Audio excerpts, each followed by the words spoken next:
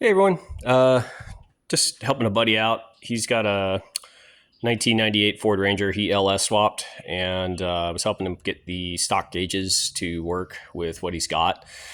Um, so I'm just gonna go right into it and talk about what I know about getting the gauges to work. I just tested everything and it's working, and I got some notes on it and what you would want to know if you're going to try and retain your stock gauge assembly in a Ranger that you've LS swapped. Uh, I will start off that this one is using a Terminator X to manage the engine. So that's where, but this is based on, though it really wouldn't be all that different a thing from just running the factory LS computer, like a Gen 3 computer.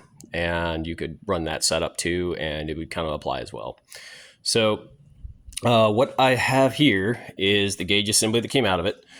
And this assembly is from a 2003 Ranger. I just yanked it out of the junkyard. And there's a reason why I went with an '03, even though he's got a 98, because in 2001, Ford changed the speedometer in this cluster. And this information I found on the rangerstation.com. So cred to them. So with the speedometer, this one reads digital input from the computer, whereas 2000 on back reads directly off the speedo in the transmission, which is a completely incompatible signal with this cluster. And it would be an incompatible signal with your Holley or your LSECM because those are pulse width modulated signals.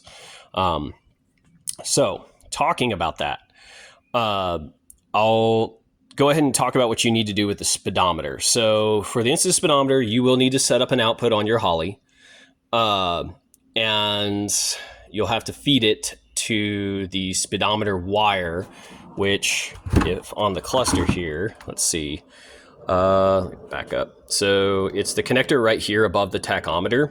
The first pin on the right here is the speedometer. So that right there, it's going to be the first wire in that connector if you're looking at it plugged in like this. Now, the speedometer, this speedometer is set up to read an 8,000 pulse per mile signal, whereas the 4L80E in the Ranger produces a 4,000 pulse per mile signal.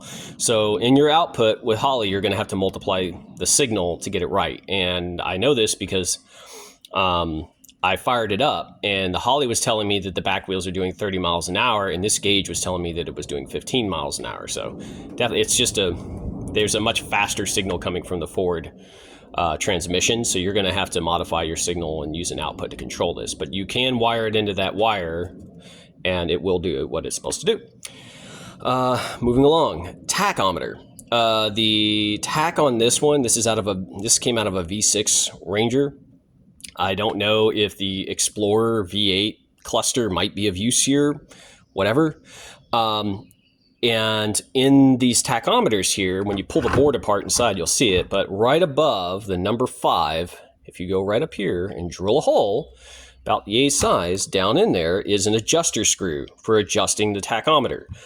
I turned this one all the way down with it running, and it was reading 500 RPMs. It was still reading 500 RPMs higher than what the Holley was doing. So again, we're going to have to set up another output on the Holley to get that signal accurate, because the default pulse for coming out of the Holley's blue and white or white and blue wire for the tachometer, it's the wrong signal for this. So just know that you're going to have to do that. Speaking about the tach wiring, it's actually on a connector over here.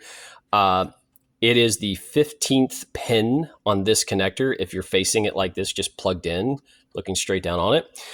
In my situation, the 16th socket was not used. There was no wire there. So it was really just the wire that was the farthest left, right there. And you just connect to that wire to your Holley, and you're good to go. So that's your speedo, that's your tach. The voltimeter worked just fine. It's great. Your oil pressure, if you have the Ford sensor, you could plumb it into your setup and use it that way if you want to run that. This little side panel, by the way, is detachable. You just pull this glass case off, like take these little screws all the way around here off, and then that actually just pops out, and you can throw it away and put something else in there if you want. Moving on over here, fuel. So Ford uses a really goofy ohm range for their fuel stuff. I think it's unique to Ford. So if you are going to get a fuel sender for your rig, you will need to use either the stock fuel indicator that you got in your tank if you were able to retain it. If you didn't, just make sure that when you do get one, that it matches the ohm range for Ford, which I think it's something weird. Like I think 30 ohms means it's empty and 180 ohms means it's full. This one is marked like that because when I hooked it up, it was out of limits, and that's what you're going to get.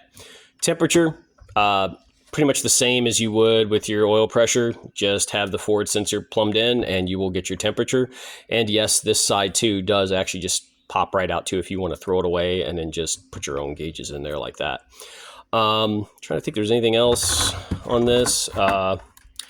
Let's see. Yeah, your temperature is pin 3 on this connector right here. And I didn't look up the oil pressure one, but there's schematics out there. You can do that. But anyway, yeah. So if you want Speedo to work in your Ranger, this is probably why you're here listening to me. You need an 01, 02, or 03 gauge cluster. And then you're going to need to modify the signal a little bit to make it happen. But that's it.